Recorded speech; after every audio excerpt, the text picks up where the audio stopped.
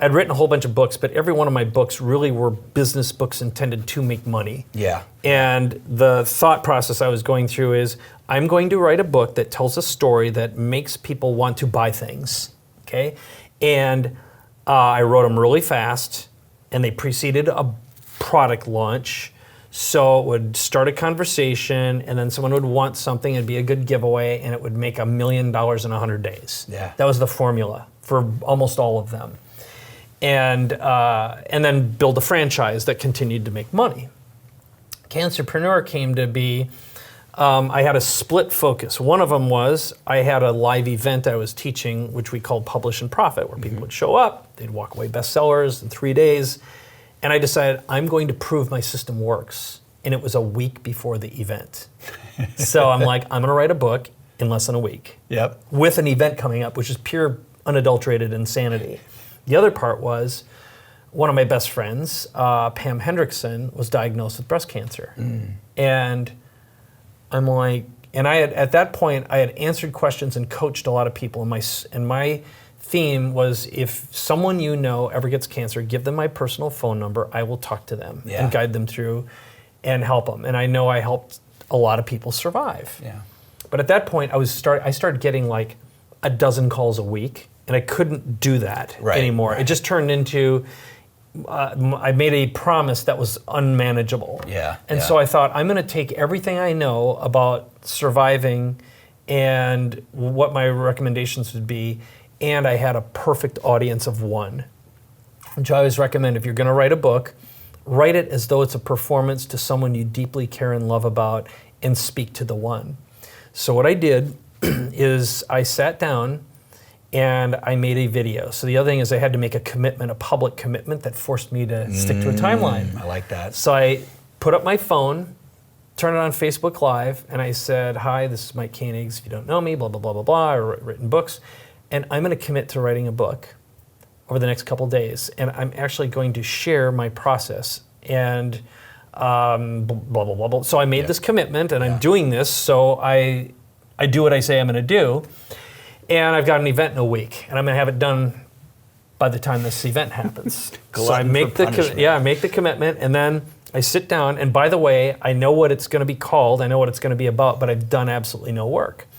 So I sat down and I brainstormed the table of contents, and I wrote a description of what the book was and what the promise was and who it was for.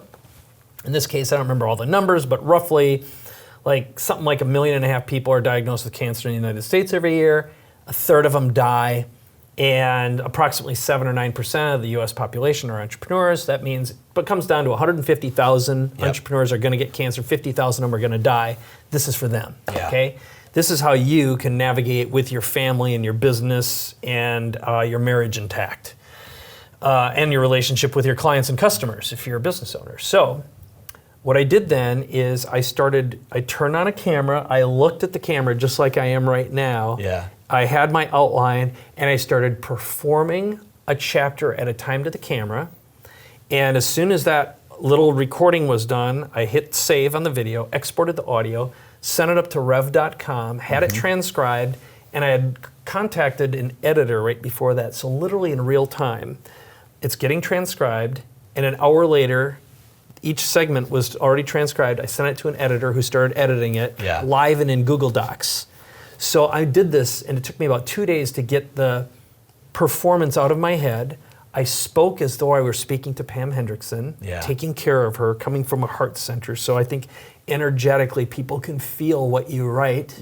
And you can push emotions through words, right? I mean, we are just energetic bodies flowing through this, the miracle of time. Time and creation. And so 2 days later it was done, and then I did a third day where I interviewed some survivors and people going through it, including Pam. And the editor went through it, marked up everything that needed to be fixed. I went back and I tweaked it, did it again, formatted it, and I literally exported it out of Google Docs, published it as a Kindle, exported it again, published it as paperback, and at the live event, I was there with a physical copy, and I said, let's make it a #1 bestseller. Man. So we sold it, bam, bam, bam, and people were like, holy cow, I can actually do this too. And I said, one of the bonuses for buying my program is you get my documentary I made of making the book, and you can see how I did it. You can model it, right? So I think the lesson in all that was, first of all, talk to the one, right? Solve a problem, speak from your heart, and provide value. And if you make your life a movie you'd actually want to watch, someone else is going to connect with it too. They're just going to see that, they're going to feel it, and you can change or save a life with a couple of days. That's an incredible process that you've taken, 1,800 people plus? Yeah, there's more I don't even know about because Right. we certified people too who do it as a living now. That's amazing.